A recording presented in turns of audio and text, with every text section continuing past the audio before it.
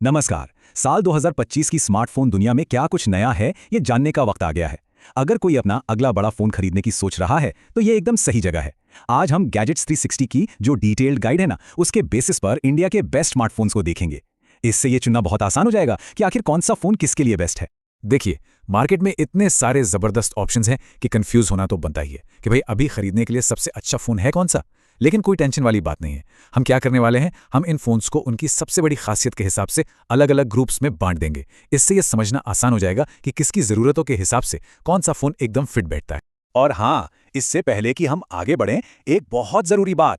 इस पूरी बातचीत में जो भी तस्वीरें दिखेंगी ना, वो सीधे उन्हीं फोन से खींची गई हैं जिनका हम रिव्यू कर रहे हैं। मतलब कोई मार्केटिंग गिमिक नहीं, कोई फिल्टर नहीं।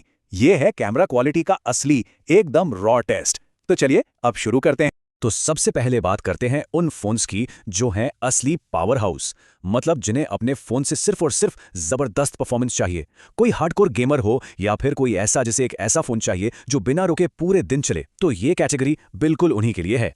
तो इस रेस में हमारे सामने दो बड़े दावेदार हैं, OnePlus 15 और iQOO 15। और देखिए, दोनों में ही latest Snapdragon 8 Elite Gen 5 processor लगा है। इसका सीधा सा मतलब है बेमिसाल स्पीड और एकदम मक्खन जैसी गेमिंग। और बैटरी, अरे बैटरी तो इतनी बड़ी है कि ये फोन एक चार्ज में पूरा दिन तो क्या, शायद उससे भी ज्यादा निकाल दे। लेकिन यहाँ एक छोटा सा ट्विस्ट है। गैजेट्स 360 का मानना है कि OnePlus 15 को कुछ हैरान करने वाले फैसलों ने थोड़ा पीछे खींच लिया है। अब इसका क्या मतलब हुआ? मतलब ये कि परफॉर्मेंस और बैटरी तो टॉप क्लास हैं, लेकिन कंपनी ने एक सुपर शार्प 2 के डिस्प्ले की जगह एक हाई रिफ्रेश रेट वाली स्क्रीन दी है ताकि स्क्रॉलिंग स्मूथ हो। तो हाँ, यहाँ एक कॉम्प्रोमाइज तो है। और कीमत की बात करें तो यह है 72,000 रुपए का। तो ये एक प्रीमियम डिवाइस तो है ही। अब सवाल यही उठता है कि क्या यह जबरदस्त परफॉर्मेंस स्क्रीन पर किए गए इस समझौते के साथ सही बैठती है? चलिए अब iQOO 15 पर आते हैं। ये एक ऐसा फोन है जिसका फोकस तो परफॉर्मेंस ही है, लेकिन इस बार इसमें एक ज्यादा मैच्योर पहचान दिखती है। इसका मतलब है कि डिजाइन पहले से ज्यादा क्लीन है, सॉफ्टवेयर एक्सपीरियंस भी काफी सुधर गया है। कुल मिलाकर ये एक शानदार ऑलराउंडर बनकर उभरा है। और इसकी कीमत है 70,397 रुपए। मतलब OnePlus से थोड़ा सा सस्ता। और सच कहूं तो ये कीमत परफॉर्मेंस चाहने वालों के लिए इसे एक बहुत ही अट्रैक्टिव ऑप्शन बना देती है। अच्छा, परफॉर्मेंस की बात तो हो गई, लेकिन उन लोगों का क्या जिन्हें अपनी यादों को बेहतरीन तस्वीरों में कैद करना पसंद है?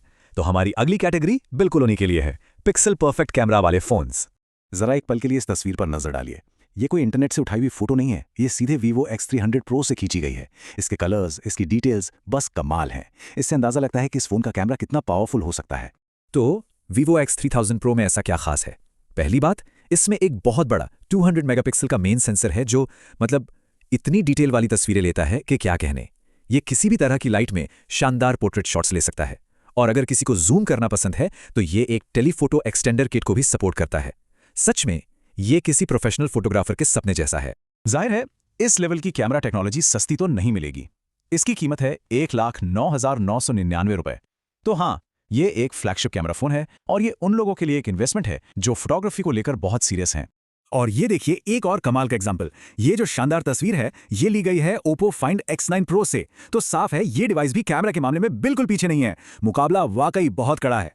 Oppo Find X9 Pro को जो चीज सबसे अलग बनाती है वो है इसकी Hasselblad branded lens kit accessory. और सब जानते हैं Hasselblad कैमरा की दुनिया में कितना बड़ा नाम है। इसमें एक शानदार 200 मेगापिक्सल का टेलीफोटो कैमरा भी है और डिजाइन तो IP619 रेटेड है, मतलब पानी और धूल से लगभग पूरी तरह safe. Oppo Find X9 Pro की कीमत है 1,06,920 रुपए। तो ये सीधे सीधे Vivo X300 Pro को टक्कर देता है। सच कहूं तो इन दोनों में से किसी एक को चुनना बहुत मुश्किल काम है। चलिए अब थोड़ा आगे बढ़ते हैं और स्मार्टफोन टेक्नोलॉजी के भविष्य की तरफ चलते हैं। Foldable phones. ये वो डिवाइसें हैं जो एक फोन और एक टैबलेट के बीच की लाइन को बिल्कुल मिटा देते हैं। और जब भी फोल्डेबल्स की बात होती है तो एक ही नाम सबसे ऊपर आता है। गैजेट्स 360 के हिसाब से Galaxy Z Fold 7 फोल्डेबल्स के लिए सैमसंग का सेट किया हुआ एक नया स्टैंडर्ड है। ये बहुत बड़ी बात है और यही चीज इसे इस कैटेगरी का किंग बनाती है। एक फोल्डेबल का असली मैजिक पता है क्या है? उसकी सिंप्लिसिटी।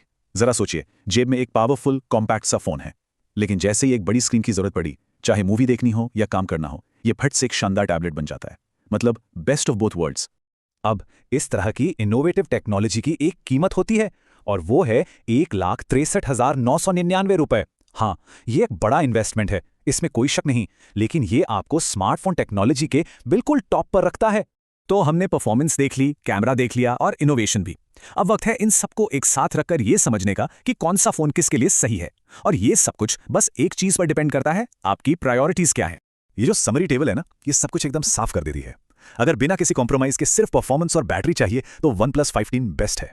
अगर फोटोग्राफी ही सब कुछ है तो Vivo X13 Pro से बेहतर कुछ नहीं। और अगर कोई भविष्य को आज ही एक्सपीरियंस करना चाहता है तो Samsung Z Fold 7 की तो लीग ही अलग है।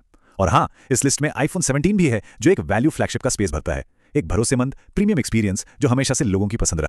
तो सारी जानकारी अब सामने है। अब सवाल बस इतना है कि प्राथमिकता क्या होनी चाहिए, रॉ पावर, एक प्रोफेशनल ग्रेड कैमरा, या फिर एक ऐसा डिजाइन जो टेक्नोलॉजी का भविष्य दिखाता हो।